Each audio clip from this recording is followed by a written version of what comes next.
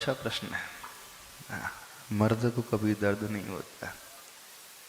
हाँ, आदमी कभी रोता नहीं है, और जो रोता है वो आदमी कैसा है ये भर दिया गया है हर एक आदमी के मन में। इस कारण वो अपने इमोशंस को एक्सप्रेस ही नहीं कर पाता। ये गलत विचारधारा है। याद रखें, जीव पुरुष स्त्री बाद में होता है, पहले वो एक जीव होता है, ह्यूमन बीइंग होता है। और जो ह्यूमन बीइंग होता है उसकी फीलिंग्स होती हैं, इमोशंस होते हैं, भावनाएं होती हैं। यदि आपने बाहर से कुछ विचारधारा ओढ़ ली और उस इमोशंस को सप्रेस करते चले जाओगे, दबाते चले जाओगे, उतने ही बीमार मानसिक रूप से होते चले जाओगे। जो ये कहा गया है मर्द को कभी दर्द नहीं होता है, वो भी गलत नहीं कहा गया, सही कहा गया। पर उसका पॉइंट ऑफ व्यू क्या था कि जो मर्द होता है, पुरुष होता है, नेचर से उसे शक्ति अधिक मिली हुई है, तो वह अपने उसे उस थॉट को पॉजिटिविटी के रूप में लेकर के आए। जब जब उसके जीवन में प्रतिकूलता का सामना उसे करना पड़े तो वो अच्छे से मोटिवेट होकर के उसका सामना कर रहा है। पर इसका अर्थ ये नहीं कि वो अपने इमोशंस को बाहर लेकर के ना आए। इमोशंस को तो अवश्य बाहर लाना ही चाहिए। देखना, हमारी बॉडी में कुछ पार्ट्स ऐसे होते हैं, कुछ द्वार ऐसे होते हैं जहां हम इंटेक लेते हैं। शरीर में मुख का जितना महत्व है उतना ही महत्व उस द्वार का भी है जहां से मल का निष्कासन होता है। अब मल का नाम लेते ही हो सकता है व्यक्ति के मन में घृणा का भाव, तुच्छता का भाव आ जाता है। पर याद रखे, यदि मल का निष्कासन प्रॉपर ना हो तो व्यक्ति बहुत जल्दी बीमार पड़ जाता है। तो भोजन लेना जितना आवश्यक है, मल का निष्कासन भी उतना ही आवश्यक है। शरीर की रचना ही ऐसी है।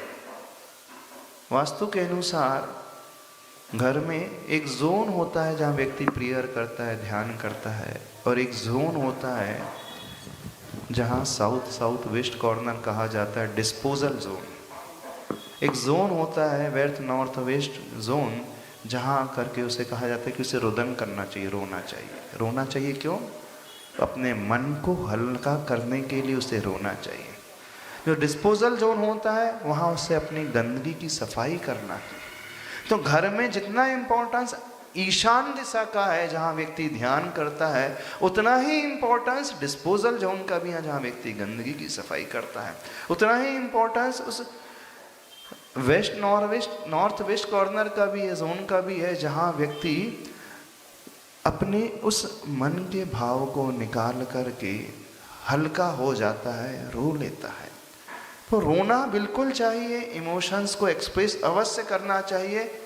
जैसे शरीर को फिट रखने के लिए कहा जाता है कि लाफिंग थेरेपी भी होती है। जितना हंसोगे तो मसल एक्सरसाइज होगी और उसका शरीर उतना ही स्वस्थ रहेगा।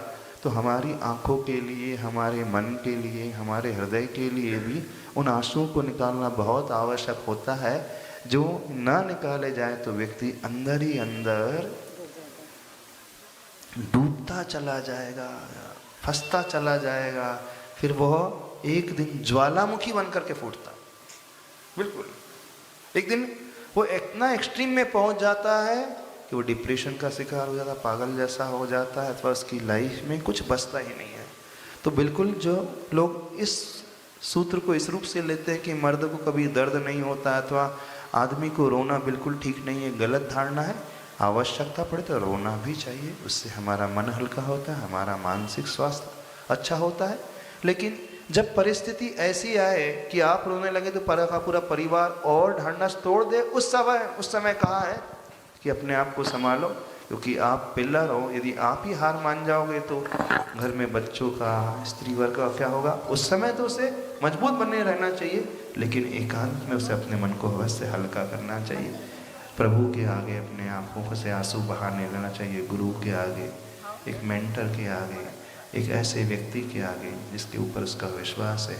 मन को हल्का करके रो लेना चाहिए। उसमें वो कायर नहीं हो जाता है, बल्कि और स्वस्थ होकर के निकलता है।